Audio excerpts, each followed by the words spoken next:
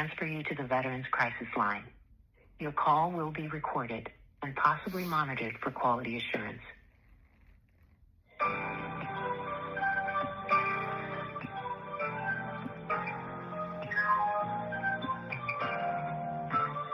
Please stay on the line while your call...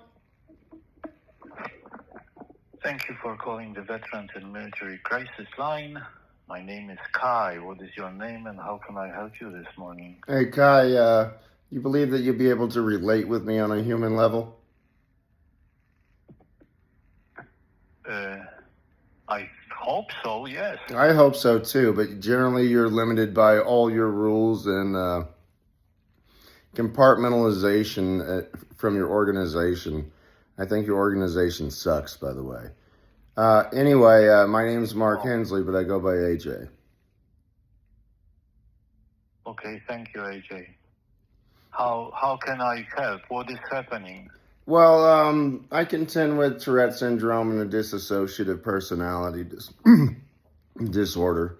Things have been difficult the last couple of weeks, to be quite honest. And, dude, life is just interesting. And, tonight, maybe an hour ago, prayers answered. And I believe that I am no longer going to have any financial issues. And that's a little overwhelming. But even if this falls through, I now understand how easy it's going to be to procure the same thing that I have now. So I know that my financial issues are now over. And I think that's pretty fucking awesome. Yeah, congratulations. Thank you. I am getting copious amounts of free marijuana. Oh. Okay, well, I hope it's legal where you are. Oh, it is. But what I'm going to do with it's illegal, but I've already told the city council and the police and everybody else, so I can't imagine that they're going to stop me. Okay, well, you know what you are doing.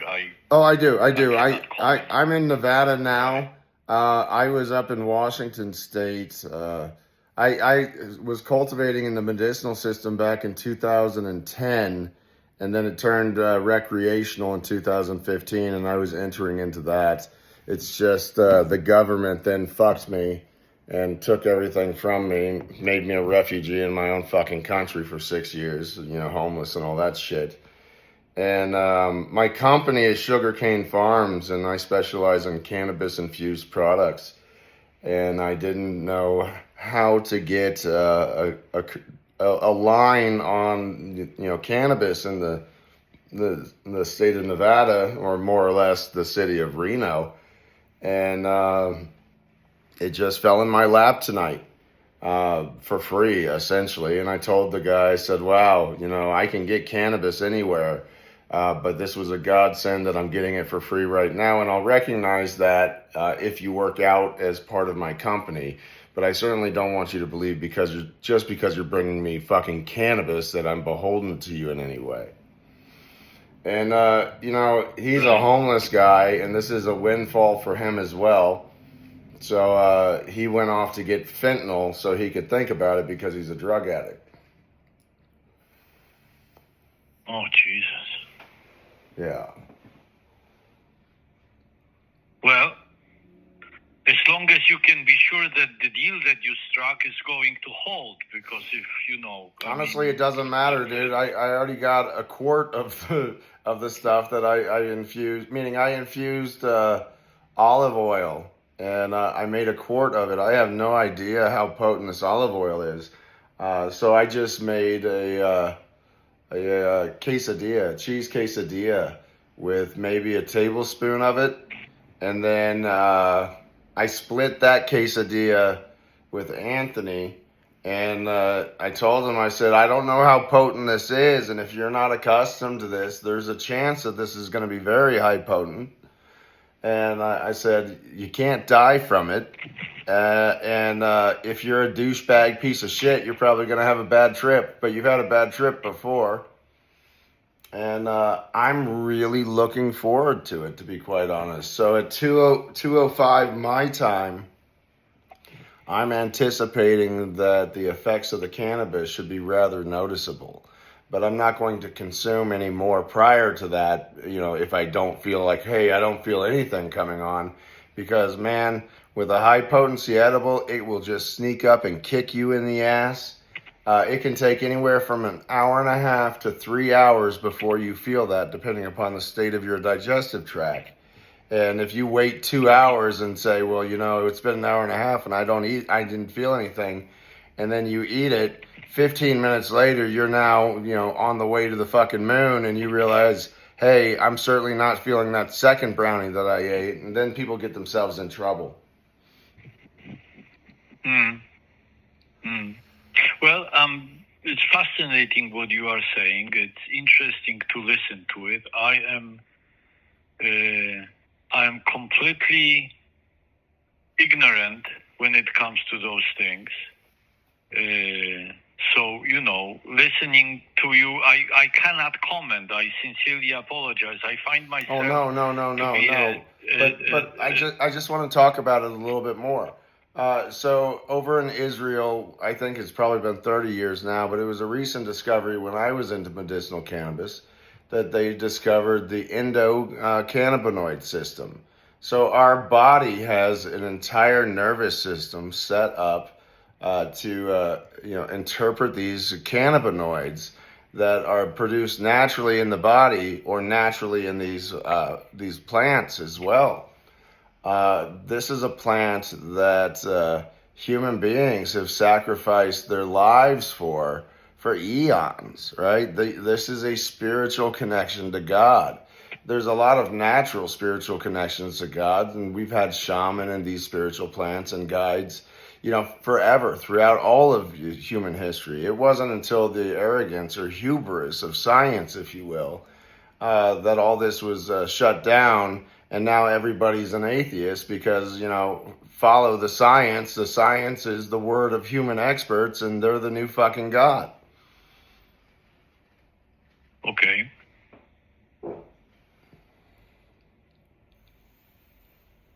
Yeah, again, you are an expert. I am someone who listens to what you are saying. No, and I appreciate that. I do appreciate that. I appreciate what you are telling me, but I can only sort of like take it in. I can't give you anything.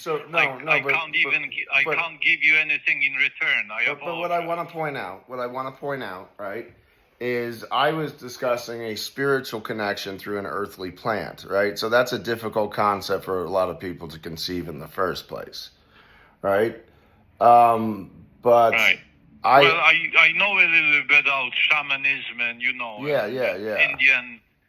Indian stuff, but again, it is very superficial. My knowledge is extremely superficial, so I'm not close to any of that information, but I cannot provide any. I understand. You don't need to offer these caveats any further, sir. I totally understand what you're saying, but I'm just going to continue to speak for a little bit. I appreciate it. I understand. And then we'll part ways. But I now need to gather my thoughts, if you don't mind. No, not at all. If you feel that I'm interfering with anything, no, you're not. Listen, I got a lot going on. I've been persecuted for the last 10 years by Washington State and Nevada, the state of Nevada. And it's to the point now that it's irrefutable that everything that they've done to me was illegal persecution of the disabled. So they really don't want to mess with me. So I'm going to enter into the burgeoning market of psilocybin, which is magic mushrooms, and high potency cannabis edibles. Now you can get cannabis edibles in most any state, but they put a limit to 10 milligrams per serving, maximum of 10 servings per package, maximum of 100 milligrams of THC in that package, and they'll sell that for $25, $30 for a fucking 100 milligrams of THC. I can make a 100 milligram brownie and sell that for $3. And if somebody wants a smaller dose, all they have to do is, cut that up into a tenth, and they have 10 milligrams per serving. And I'm just going to, educate my consumers as to, hey, these are edibles and this is the appropriate way to do it. And even if you disregard all the warnings that I've given you, keep in mind, nobody ever in the history of mankind has died from an overdose or an overstimulation of the endocannabinoid system. Okay. Yeah, so basically I'm going to be selling psychotropics to soccer moms in the suburbs, and I'm going to offer up a delivery service. I'm going to be cash only, and I have no intentions of paying taxes. Okay. Yeah. Just putting it out there. Okay. Well, cool. I mean, if you can work it out, then congratulations. Yeah. I mean, what's my worst case scenario? A cease and desist letter? I have no idea, to be quite honest with you. I'm not a legal person. Okay, my so worst case know. scenario is the feds step in and arrest me for psychedelics, right? That would be the psilocybin. The feds aren't going to do shit with that under the Trump administration. And, dude, if Sparks PD or Reno PD arrested me for selling drugs, I would use that as an affirmative defense to say, hey, I had no choice. They literally bankrupted me to the point that I couldn't provide for myself. And your courts have persecuted me as well. These people aren't going to want to look into this, so they're just going to leave me the fuck alone because that's the easier option for them. Okay. I can follow your logic. Yeah. So I think that would go ahead and give me a toehold in the industry in both Nevada and Washington. I am going to purchase land in Oregon where I'm going to cultivate cannabis and the psilocybin and probably illegally transport it across both probably all three, California, Nevada, and Washington state lines. So that might become a federal issue. But then once again, I would use it as an affirmative defense that I've been asking every federal agency under the sun for assistance since 2015. And that's all documented. And they've completely and utterly fucked me off. Plus, the federal collusion with all the nonprofits, making it a conflict of interest for them to help represent me against the federal government. So once again, dude, come and get me on a federal level, come and get me on a state level. I could give two flying fucks. I'm willing to take this to the box. I'm willing to sit in prison until we fucking sort this out. Well, you sound determined, so. Yeah. Mark, I'm sorry, AJ, allow me to ask you, please, because you said I have a lot of rules and sometimes we cannot relate, and I only have one rule, and that is to make sure that you are safe. So allow me to ask just to get that out of the way. Everything's safe. Any suicidal thoughts tonight? Let's just go ahead and let that go. I like your one rule to make sure that everything's safe, and yeah, that's why I called to talk, right? That helped me immensely. I don't need to tell you, the things that provoked me into calling you, right? Because then you're just going to have me ruminating on that. So no, I understand. Yeah, it's out of the way. Thank you. I appreciate the answer. It's out of the way, and cool.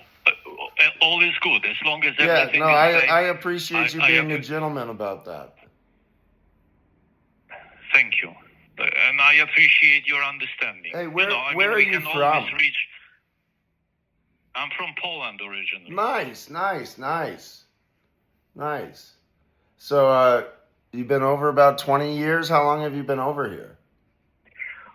45. 45. So you came over well after the age of 9, though, because your hard palate was formed. I came here when I was 20 years old. Yeah. I think that's fascinating. And I think that's awesome.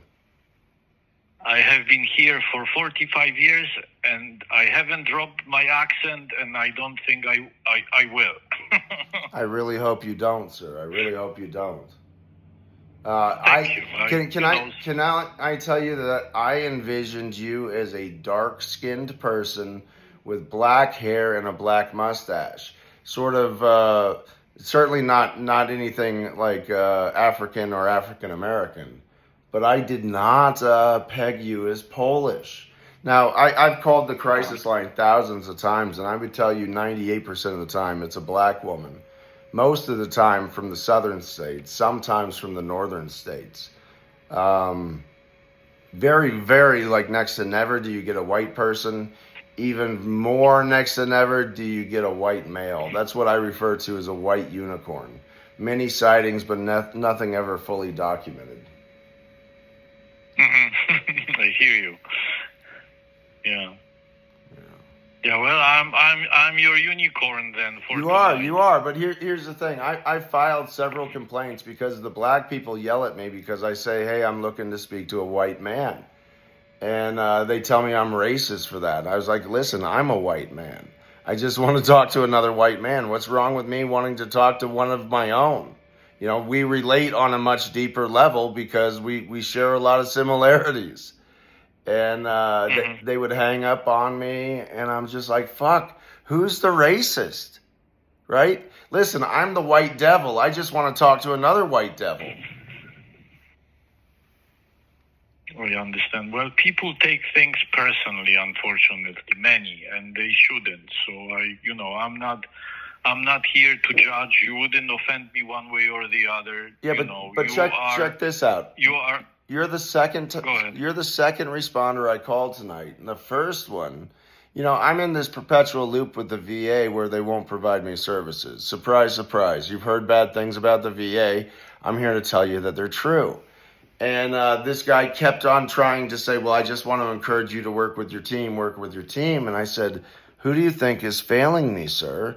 So you're just like, hey, I just want you to continue to bang your head into the wall. I said, stop saying that to me, but, for continuity's sake, and just please bear with me, fuck you. And he goes, oh, you can't say that to me. And I said, well, clearly, sir, I just did. Why are you so bothered by it?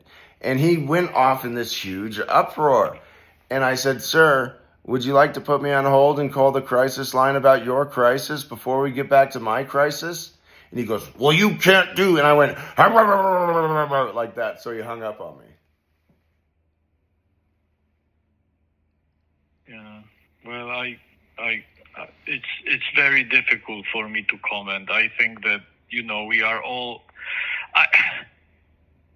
The problem that I have is that I have, and not only in this line of work, but in our line of life, is that people have a tendency to turn the table, no matter what you are calling about.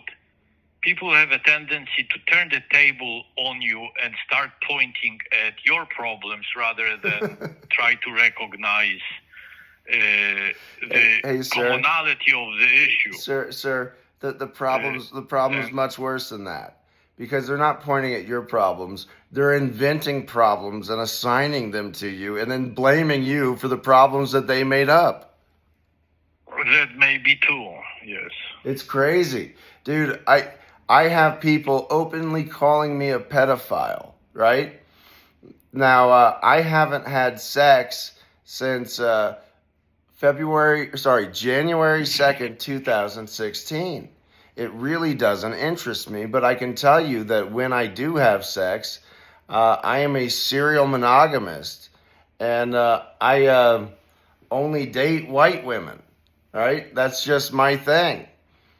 And then people are running around calling me a pedophile because they just want to call me something. I'm Jack the fucking Ripper, dude. I've been arrested like 40 times. I've done 4 years in jail. I've probably had somewhere in the neighborhood of 50 to 70 restraining orders taken out against me. It's crazy. I'm sorry. It just is what it is. It's been interesting. I'm glad that you are resilient and that you are looking at it that way, because others might have, others might have blown the gasket by now. But dude, I have come. I appreciate your. We've come so close so many times. So close so many times. I was telling the VA and other veterans, and they got really mad at me. I said, hey, 22 of us are killing ourselves each and every day. I said, don't be one of those statistics. If you're going to kill yourself, you need to kill another member of the community. Because if a bunch of suicidal veterans start killing, 22 members of the community each day, along with themselves, they're going to solve that fucking problem in a heartbeat.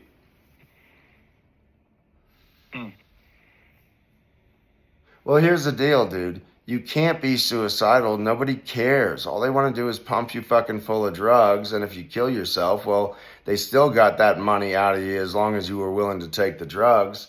And then they just say, hey, he was crazy. Couldn't save that one. But if you're like, hey, dude, I've been trying for the proper medication and I've been trying for the proper counseling and therapy for years, and you guys won't get me into it. You cancel all my appointments. I'm going insane, so I'm going to kill the little old lady at the Shopko and then kill myself. They're going to start paying attention. Do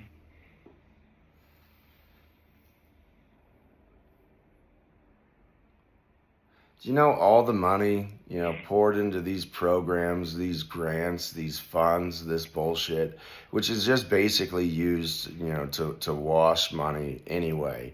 They go to these nonprofits that all they do is they squabble and fight over the grant money, and they do the minimum to satisfy the requirements, and they have zero follow through, and then they turn around and they blame the communities that they service.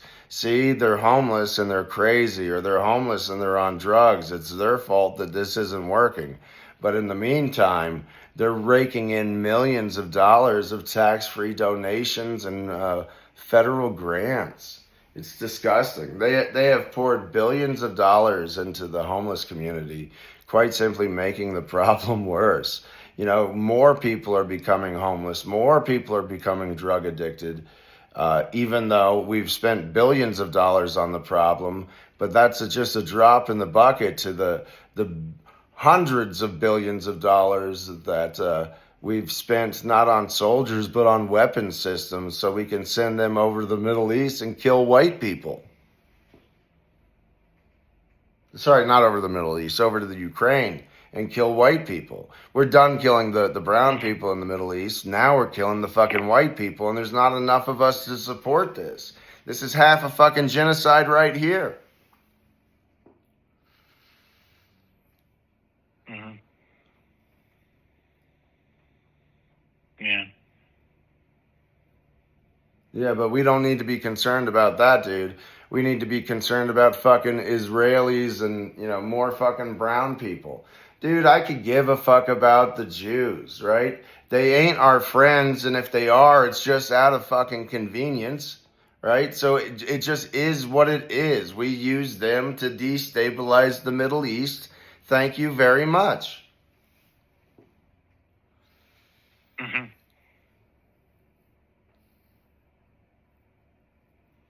I don't know. Anyway, what made you immigrate from Poland at the ripe old age of 20? Did you have any grasp of the English language before you came over? I had some. I think that I had a decent understanding of English grammar, but my vocabulary was close to non-existent. Okay. So it would be because. Go ahead. it would be an utterly different world right now with iPhones and the ability to put in what you want and it translate it for you immediately. But you know what the side effect of that would be? A serious delay in you understanding the language. And at the age of 20, that's really close to the end of,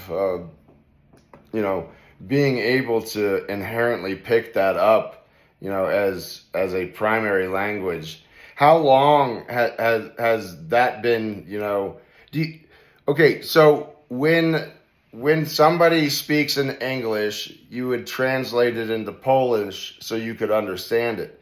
At what point did you just start? Not, yeah. Good question. At what point did you just start thinking in English? Do you think in English now? I don't.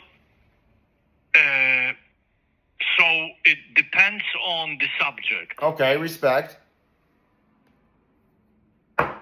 Isn't that fascinating? If I'm thinking about Polish foreign policy against like the Ukraine and Russia and all of that, yeah, I would think in Polish. If I think about right now when we are talking, or I'm thinking about professional matters because my professional life was structured here, I will think in English. When I think about my deceased mother, I will never think in English. I would think in Polish. Isn't that fascinating? If I think about it's interesting. Well, as you pointed out, it is. I don't think I ever analyzed it in those depths, but. Yeah, I think that maybe that's what bilingual is. That you are able to think in different languages depending on the subject matter. It's much more deeper than that, right? You're comfortably. Comfortably, because you are not going to think about something if you are uncomfortable with the way that you are expressing your thoughts, right? Yeah, but you must reach level of comfort. You're bicultural. You're not bilingual. That too, hopefully. Well, yeah. I mean, you could learn a language for business purposes, like Japanese people routinely learn English because that's beneficial in their business. But they learn English; they don't learn the American culture, right? So that person is quite simply bilingual. But somebody in your circumstance, or somebody that came over from Italy or something like that, that is coming from a strong cultural background and then is, mixing into the American society, that person is legitimately bicultural. And they will allow their their different cultures to influence how they navigate in both environments. Interesting way of looking at it. It is interesting what you are saying, because I know, for example, people who changed countries but remained unicultural. Well, that's happening right now in all of the European nations. That's happening right now in America. Mexicans are pretty good at bringing their culture, but also adapting to American culture because, hell, dude, we're half Mexican anyway, right? But as far as these Muslims go, dude, that's bad fucking news. Hey, how you doing, brother? They're coming over. They're not assimilating, and dude, they historically just want to dominate every other culture, and so that's fucking bad news. Right. Please, Bo. Right. Likely, yes. But I'm even talking about, like if you are going to take Polish people, for example, they arrived here. There was a huge Polish immigration. They formed their communities. They ghettoed themselves into those communities, which is awesome. They didn't really learn. Many of them didn't put enough effort to learn English.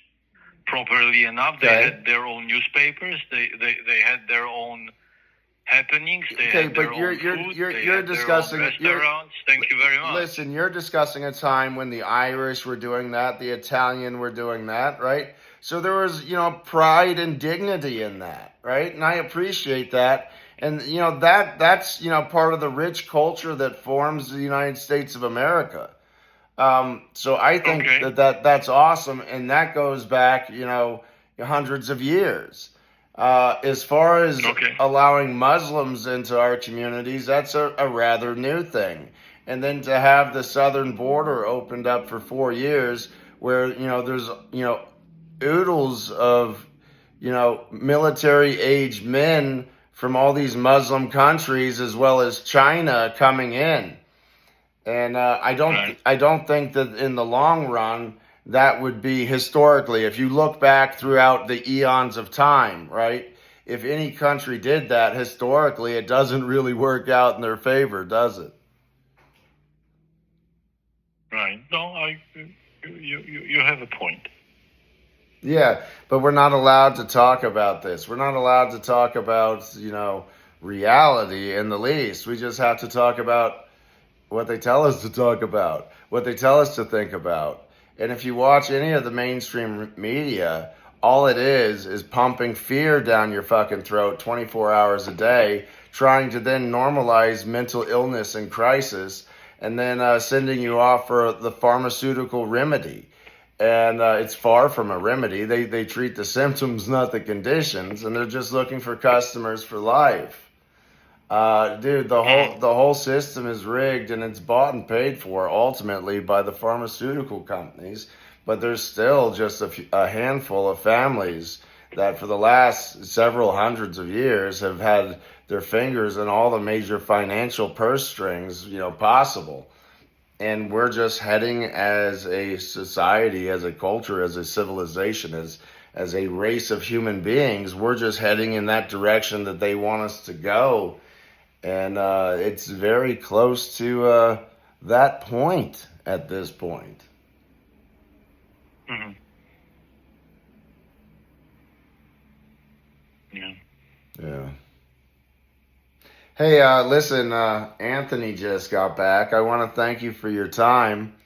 And I'm going to jump off the phone if you're okay with that. I can answer all the security questions to make you feel good, or we can just part as gentlemen and say, thank you. It's been interesting talking to each other. You answered them already. We took care of that. Rock on. I appreciate your approach. I appreciate your cooperation, and thank you for being understanding when it comes to my part. It isn't that I have to do those things. My primary responsibility here is to make sure that everybody who calls is safe. Yeah. And that's what I'm trying to do, and we can leave it at that. So you know what I can tell you for your personal life? Don't ever tell anybody you love to be safe, right? They're probably smart people. They probably can take care of themselves. So tell them to be bold, or tell them to be courageous, right? Safe is for pussies. Okay. Safe means be afraid, right? You probably have some pretty strong characters in your life, so encourage them. Hey, be bold today. That type of stuff. But anyway, what's your name again, sir? Ty. So, Ty, I really wanted to appreciate you. What you did helped me out tonight. So thank you very much, sir. Thank you. Have a peaceful night, AJ. You as Bye-bye. well. Bye-bye.